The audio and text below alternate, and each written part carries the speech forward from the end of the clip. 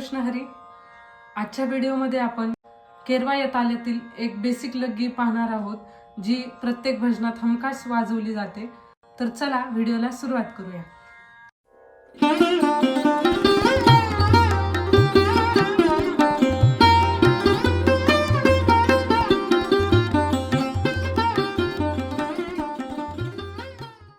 तर लग्गीचे बोल आहे धा तीन ताडा ता धिन धाडा, धा तीन ताडा ता धिन धाडा, धा तीन ताडा ता धिन धाडा, धा तीन ताडा ता धिन धाडा, धा तीन ताडा ता धिन धाडा, धा तीन ताडा ता धिन धाडा.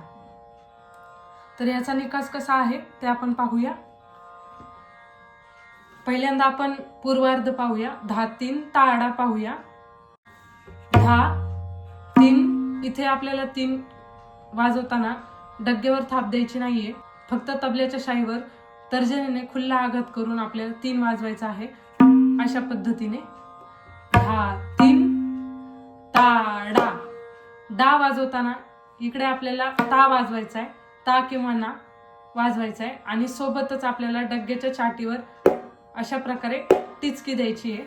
दोन्ही सोबत येईल डा, अशा पद्धतीने डा. तर धा तीन ताडा अशा पद्धतीने वाजेल.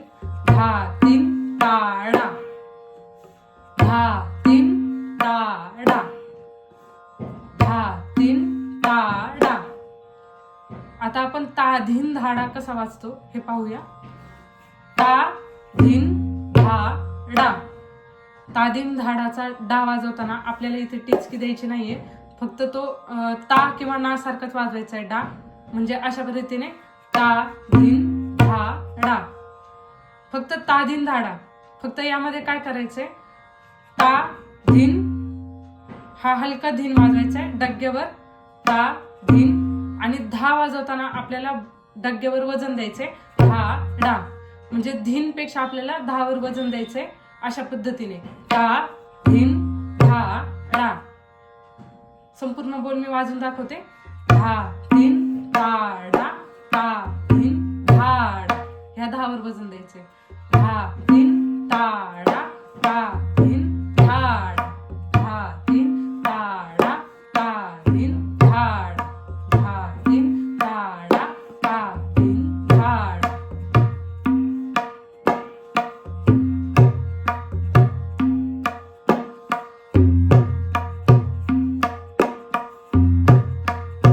नंतरचा जो म्हणजे आपला समेचा धा आहे, ता धिन धा, ह्या धावर वजन दिल्यानंतर डा वाजल्यानंतर परत समेचा धा येतोय. तिथे आपल्याला सेम वजन ठेवायचंय. जो डाच्या आधीचा आपण धा वाजवतोय त्या धाचं आणि समेच्या धाचं सेम वजन ठेवायचंय. म्हणजे अशा पद्धतीने धा तीन ताडा ता धिन धाडा, धा, ह्या धाचं आपल्याला सेम वजन ठेवायचंय. धा तीन ताडा ता धिन धाडा, धा, म्हणजे तो धा आणि हा धा. धा तीन ताडा ता धिन धाडा, धा, हा धा.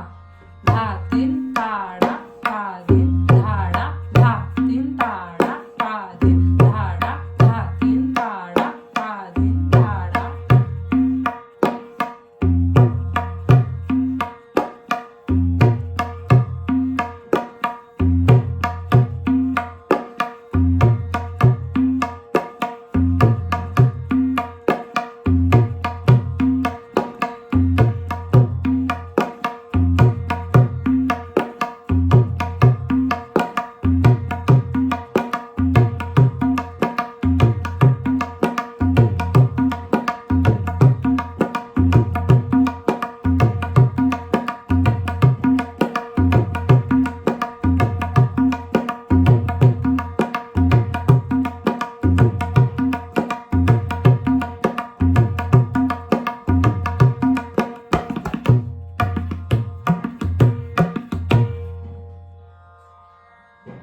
तर अशा पद्धतीने एकदम बेसिक स्तरावर हा केरवा या तालातील ही लग्गी वाजते.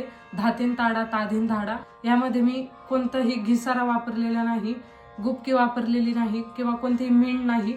त्यात कसलीही ऍडिशन नाहीये, कसलंही व्हेरिएशन नाहीये. जसा बोल आहे तशा पद्धतीने त्याचा एकदम क्लिअर निकास काढून हा बोल मी किंवा ही लग्गी मी वाजवलेली आहे. तर याची तुम्ही सध्या बेसिक स्तरावर अशा पद्धतीने प्रॅक्टिस करू शकता. आणि यात जे काही व्हेरिएशन्स होतात किंवा ॲडिशन्स होतील, डग्ग्याच्या काही जागा असतील, त्या आपण पुढच्या येत्या व्हिडिओमध्ये आपण पाहूया. तर यासह आज इथेच थांबूया आणि भेटूया पुढच्या व्हिडिओमध्ये. तोपर्यंत रियाज करत राहा, तबलामय राहा. धन्यवाद.